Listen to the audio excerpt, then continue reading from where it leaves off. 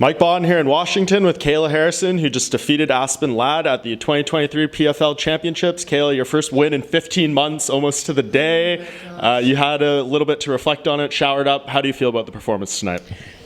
I'm probably my harshest critic, so I'm going to have to go back, rewatch it with the coaches. Usually we go back and find some bootleg version of it online and watch it right away. But overall, I'm grateful to have gotten the chance to compete this year. I feel like I made a lot of gains. I did a lot of, work on my stand-up, and I was able to showcase that a little bit tonight. So I feel good. There were some situations where I made mistakes, but I got the win, and I'm grateful for that. Yeah, landed some nice punches, a couple good knees on her. It was definitely an evolution. She tried to armbar you at one point. What did you think about that? The audacity. That is exactly what I was thinking when I was in the cage. I was like, the audacity. But it was short time, third round. She had to get a finish. She knew that. I kind of felt that she was going to go for something like that, and I was able to reverse the situation. I mean, that is one position I've been in thousands and thousands and thousands of times in judo. So I was grateful she went for an armbar. Yeah, for sure. And you mentioned afterwards in your post-fight interview, you believe in ring rust. So what did that really feel like in there? Is this the longest break you've had in any competition since you truly, turned to athletics with judo and everything? Yeah, I mean, aside from after the 2012 Olympics, I had to have reconstructive knee surgery, and I had about less than a year off. But I had surgery, and then I was in rehab for 6 months, and then back on the mat. And by the time that was done, after 9 months was the longest I ever went without competing.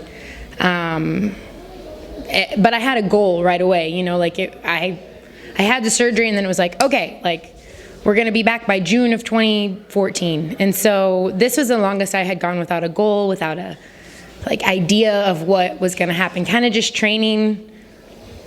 Not with no purpose, but with no end in sight.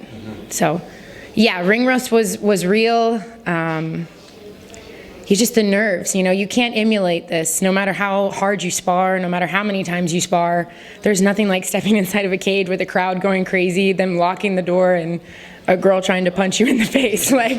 And it's been an emotional roller coaster. You've talked about it so much leading up to the fight, what you went through, the loss, all that stuff. To have all that behind you now, I mean, how does that change your mentality? And I know there's a whole new set of questions we'll talk about now, but to put that chapter of your life in the past now.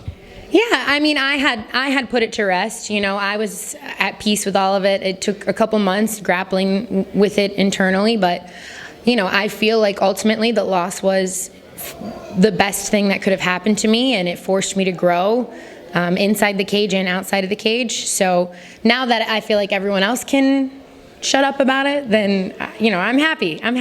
Who's not happy when they win? Yeah, of course. And as I said, the next set of questions, I know there's still some technicalities, but essentially a free agent to a degree, 35 days, 40 days left on the contract, and that's over. So, I mean, what do you kind of think now? What's the process you're going to have to go to figure out the future? Yeah, I mean, really, that's up to my manager, Ali. He's the one that does the wheeling and dealing. He's the best in the business at it for a reason. So I'm looking forward to some good time spent with my family. We're going to go home for the holidays. We're going on a cruise with my sponsor, Fuji Sports. So I'll take some time, settle, and spend time with my kids, and we'll ultimately do what's best for. At this point, it's not about money, so I'm going to do what I think is best for Kayla. Yeah, definitely. And of course, you kind of set the table a little bit. You called out the bad bitch. I think we all know who you're talking about, Cris Cyborg there. She responded with a link to judokayla.com. Have you seen what she's done with this yet? Yeah, I mean, you want to talk about so first of all, I'm blocked on everything, but someone sends me what she tweets about me. So, I mean, it's just childish. Again, I have nothing bad to say about Cris. The emotions get the best of you inside of the cage, and I'm hyped up. I'm excited. I'm ready for big fights. I've been patient, kept my head down, worked hard.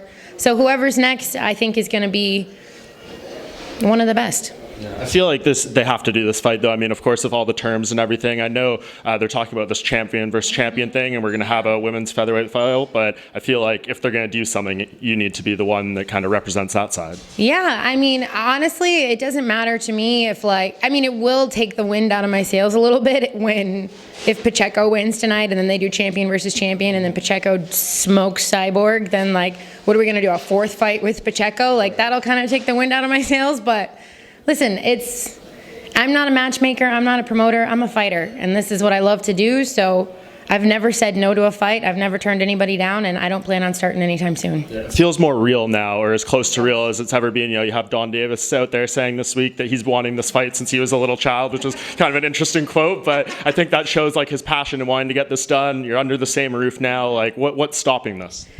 Nothing was stopping it 2 years ago when Stand for it. Yeah. So the only thing stopping it is not on this side of the table. So PFL went and acquired Bellator. So now there's really nowhere to run, nowhere to hide.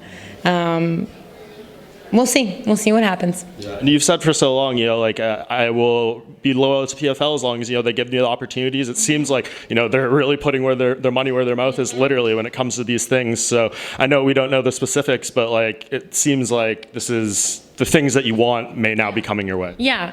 No, and I've never once doubted the PFL's desire and ambition to bring the best fights inside the smart cage. I've never once thought, PFL's messing with me or playing me wrong or anything like that. They've always tried to the best of their ability to put on great fights and to get me great fighters. So it really has to do with do I think Cyborg is going to fight me or not? Is she going to, that's kind of what it has to do with. I'm hopeful now that we're under the same roof that it's possible, but never once have I doubted the PFL's ambition. It's about she who must not be named, so we know. Just last thing on her, how do you think a fight between you two actually goes? I know you said you're not looking to speak bad about her, but you are a competitor, competition. What does a competition between the two you look like? I think it'd be a great fight. She's one of the best to ever compete in this sport for a reason. She's a top dog, she's a grinder, she's tenacious, she goes out there and puts it on girls, and I aspire to be like that as well. I go out there and try to be dominant and try to implement my game plan to the best of my ability. So I think it would be a great fight, and I think that I will beat the shit out of her. And just as far as the UFC, they're obviously out there. Do you feel like you at least at minimum want them to be involved in this process, have discussions, and maybe see if that door is at least open? I love the PFL. I started my career here. I've been here I've been here longer than all of the employees, right? I was signed when it was World Series of Fighting. So to see what it's become, to see the leaps that they've made, to see Francis and Jake and, now acquiring Bellator and the tournament growing into what it's grown into, them adding women's divisions, the PFLW initiative, all of these things are so awesome to see. And no matter what, I have to do what's best for me. And I don't know what that is. I would love for it to be the PFL. I would love for it to be, this is my home. But I want to go where I'm going to make the biggest mark, and they know that, and I know that. And I love them regardless. It's not I'm happy here, and I yearn for more, the big fights. So if they can do that, then let's do it. So I guess just lastly, you're about to become arguably the hottest free agent in the sport, the most coveted. Not trying to pump your tires here, but what's your message to the fighters, the promoters, everyone in the MMA industry as Kayla Harrison looks to take over into the next chapter of her career? Here we go again. I feel like every 2 years I'm single, but I'm just stay single in my personal life, but every 2 years professionally I become single, and I don't know how I feel about it anymore. I'm tired of my contracts running out. No, look, life is good. I'm back in the W column. I've been training hard. I feel like I'm finally getting into my prime, into my peak where anything is possible. I'm starting to feel comfortable. I'm not just a judo player inside of a cage. I'm a fighter, and I feel comfortable anywhere the fight goes. I have lots of room for improvement, which I think it is a great thing. Like, I have so much I can go back to the gym and work on come Monday. So everybody watch out, because I'm still hungry. I still have a desire to prove myself and get better and better and better and better. And who knows where that ceiling is. Sure. Well, congratulations on tonight's win. One of the big stories to watch going into 2024, so we'll see what happens. Thank you so much.